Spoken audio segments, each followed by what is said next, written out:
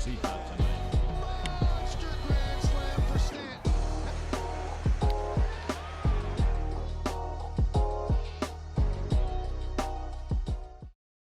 The Yankees go for the sweep of the Toronto Blue Jays on the road tonight at Salem Field in Buffalo. Coming off of two pretty good games, Gary Sanchez has been really heating up.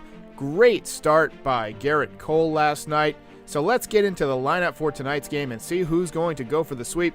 DJ LeMahieu leading off at first base. He's picked up a ton of hits lately. He is on the ascent. Aaron Judge has been struggling. He's out there in right field. Gleyber Torres is at shortstop. Giancarlo Stanton is your DH tonight. And then the man, Gary Sanchez, on fire right now. Homers in consecutive games. He is behind the dish. Gio Urshela is at third base tonight. Brett Gardner back out there in center field. Miguel Andujar, he's like a vitamin, 1 hit per day lately. He is out there in left field. And Tyler Wade gets the start tonight at second base. No word on whether or not they have launched Rougned Odor into the sun. I hope so. And on the mound, Mike King, the sinker ball specialist. He's been better this year. He is 0-3 with a 3.77 ERA, very respectable. 31 innings, 28 strikeouts. He's made 3 starts. He's appeared in 7 games in relief. He's got a 1.355 whip, or walks and hits per innings pitched. That's too many. He has allowed 3 home runs. I think he's getting better. He just needs to keep the ball down. We'll see how it goes tonight.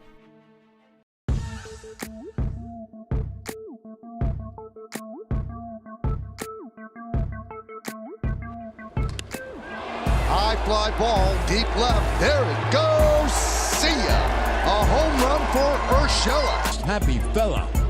Oh, he's the most happy fella. High drive, right field. Going back, Judge on the track, leaps, and he makes the play. Driven deep to right field. That ball is gone. See ya. A 2-run home run the other way.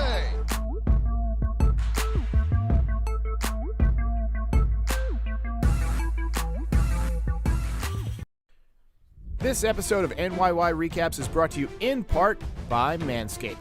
Summer's coming. Are you ready to unveil your beach bod? If so, you're in luck. Our friends at Manscaped just launched their 4th generation performance package, which includes the Lawnmower 4.0. You heard that right, the 4.0. Complement your dad bod or six-pack with a trim from the leaders in male grooming. The sun is shining and calling your name, fellas. Join the 2 million men worldwide who trust Manscaped and get ready for a hot guy summer by going to manscaped.com for 20% off and free shipping with the code NYY Recaps. The Performance Package 4.0 also includes the Weed Whacker to chop your worst weeds up top in your nose and ears. They make your wives and girlfriends want to puke. Ew. You'll also get 2 free gifts in the Performance Package 4.0. They're very comfortable boxers and the Shed travel bag. So bring your comfort and boxers to the next level with Manscaped. Your balls will thank you.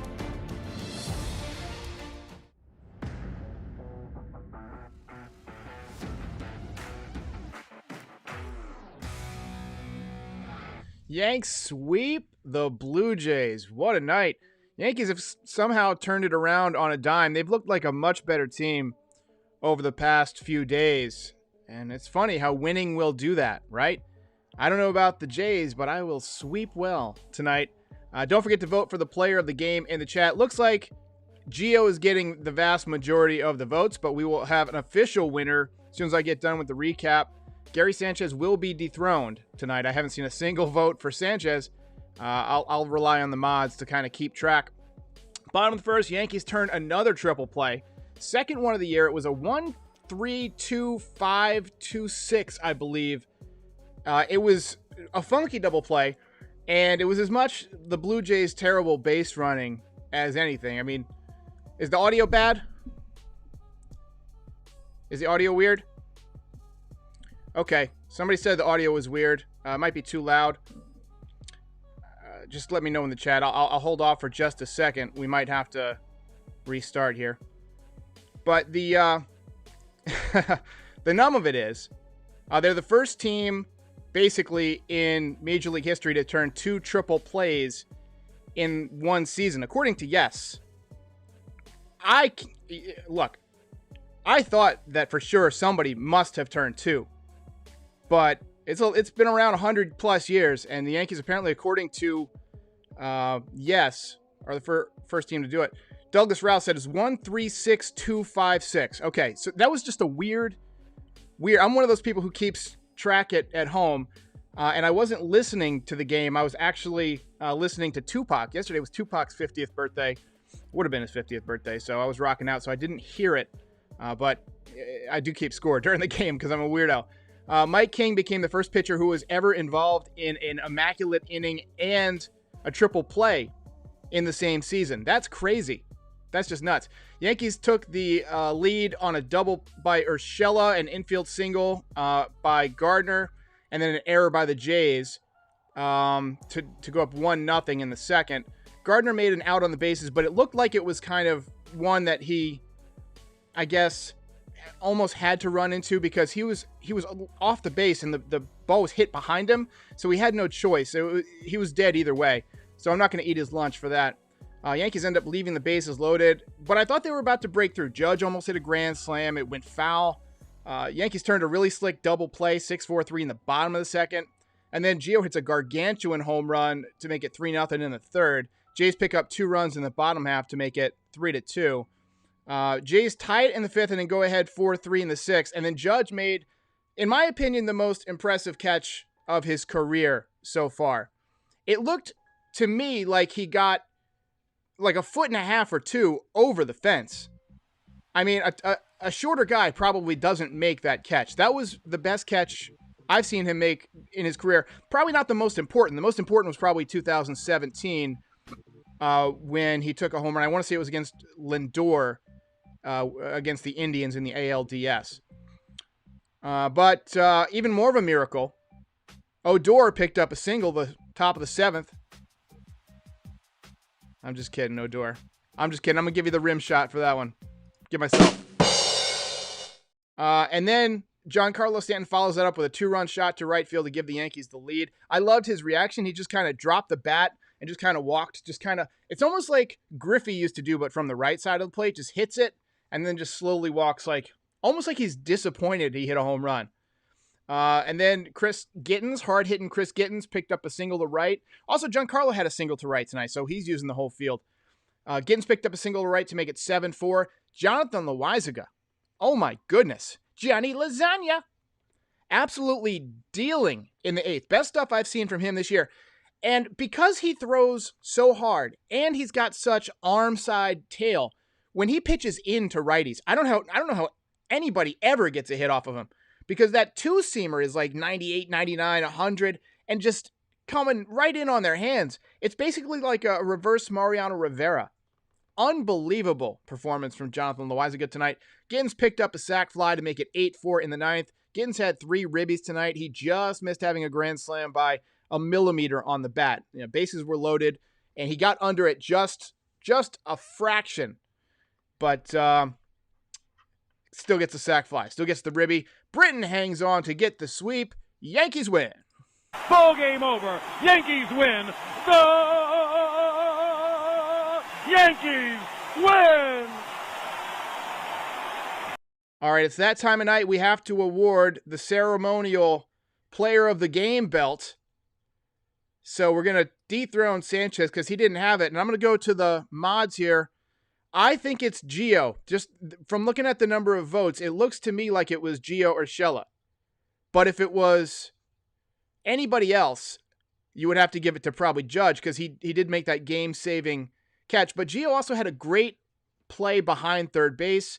Going into foul territory, made an awesome throw. He just came inches away from a second home run. So I gotta say it's probably Urshela. All right, so they're filtering in. Gio Urshela gets the belt tonight. Congratulations to Gio Urshela, belt keeper. Let's hear it for Gio. All right, let's get to your questions, your comments. So Lori C, I missed it, said that the Yankees are now 6-6 against the Jays. At least they're playing decent against one of their AL East opponents. Last I checked, the Yankees are now 6.5 back Boston is off tonight.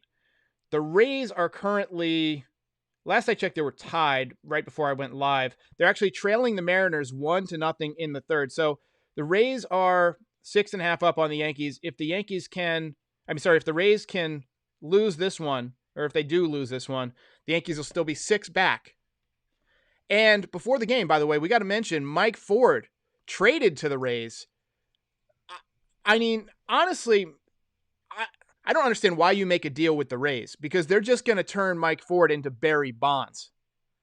Yankees need to get better, says, any news on Torres, Gleyber Torres? Gleyber, he kind of fell awkwardly at shortstop, and it looked like he jarred his back. He left with lower left back stiffness, and it's probably not too serious, honestly. It was just kind of an awkward fall. Have you ever fallen on the stairs and you kind of just like jar your back? You know, you slip, maybe your heel hits the edge of the stairs and you fall back. That's kind of what it looked like to me. It hurts for a little while. It stiffens up. It'll probably be sore tomorrow. He might be out of the lineup tomorrow against the A's, but I'd imagine we'll see him Saturday. BB says it's not just the sweep. It's that the Yankees are playing as a team. We even had a bunt. Yeah, the Yankees didn't do it with home runs tonight. I mean, look at the opposite field hits. To me, that's what I look at, because that's an unselfish way to swing the bat. Giancarlo Stanton had the whole right side of the field open. He used it. Chris Gittins had the whole right side of the field open. He used it. As you say, we executed a bunt. But Jack Wells says, watch Ford win MVP. Yeah, look, they Ford traded for who? Well, that's a good question. I think my, my screen just looped. He was traded for a player to be named later. So, no telling who it's going to be. I'm sure we'll find out after the season or in a few months or something like that. Let's see. And money, according to Lori. I didn't see the money part, but that makes sense. Why would you give the Rays money? The Rays are beating you. I wouldn't give the Rays anything. I mean, I guess the Yankees wanted to give Ford a chance to play. You know, rather than release him, if somebody's interested. The Rays were probably the only team that was interested. So, I mean, but look what they did to Choi. Choi was with the Yankees, and he didn't do much. So,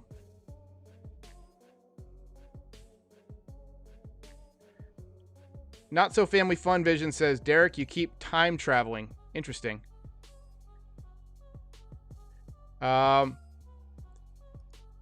They gave us money. Okay, so that makes sense. Yeah, I wouldn't give the Rays any money. I wouldn't do anything to help them. That makes sense. Okay, so let's see your questions here. Hey, Derek, I think if we sweep the A's, I would be confident in the remainder of the season. Also, the A's are 12-2 this June, so that's why it's important. The A's are going to be a real challenge. The A's are a really good ball club. They have been for years. They never seem to get over that hump. They're kind of like the Yankees, where they just seem to find a way to win the regular season, even when they're way down, but then choke in the playoffs. Honestly, that's just what's happened. THG says Hal really does value the cash considerations. Yeah.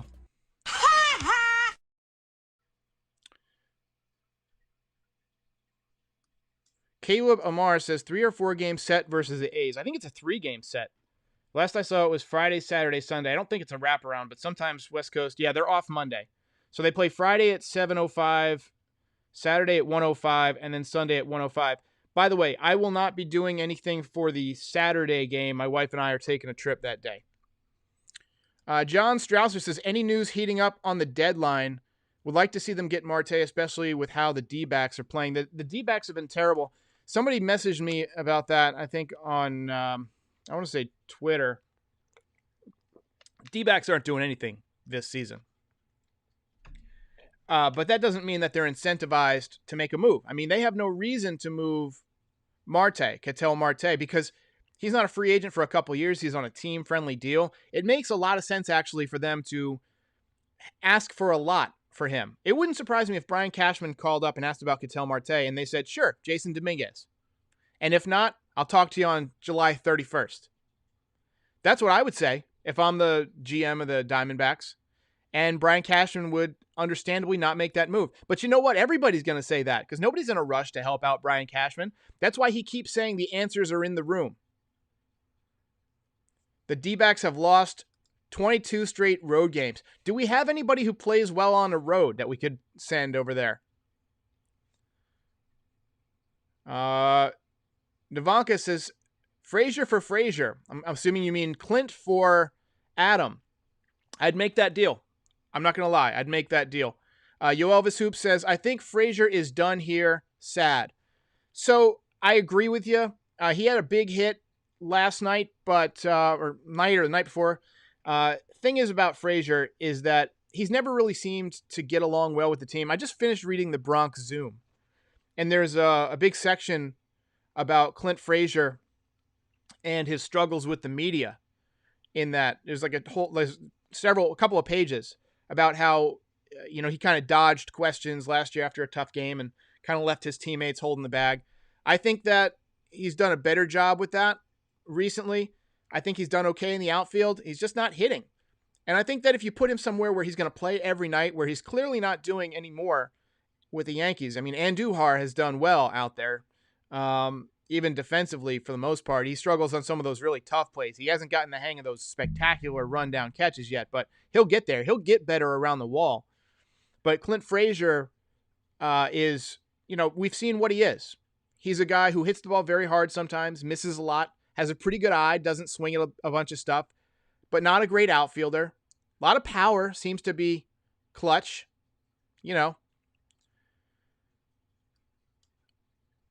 Crackers and Cheese says, Randy Arozarena, 2-run homers, so the Rays lead now. Womp womp. It's awful.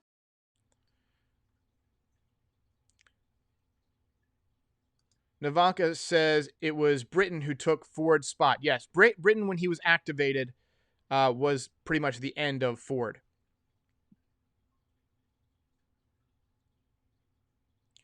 William Flores says, Frazier isn't humble, and this game will humble you. Frazier is very confident, and that's something that's mentioned in the Bronx Zoom. He's a guy who is extremely confident all the time. And, so that can work for you, but it can also work against you. You can be too confident to make an adjustment when you need to. And I think that's kind of what happened for a while this year. He did open up his stance. He's been swinging the bat better since he did that. Let's see. Jeremy Schatzer says, how is this Rays team still competing, man? Well, they did a story about that on MLB Tonight. And basically it boils down to this. They play really great defense, and they have a really balanced team of a bunch of guys who can play different positions, speed. They're just a classic baseball team. They're done really well. Everybody's trying to do Moneyball. Everybody's trying to do OPS and home runs. And the Rays decided to build the best small ball team that they could. And it's working out well for them. Let's see.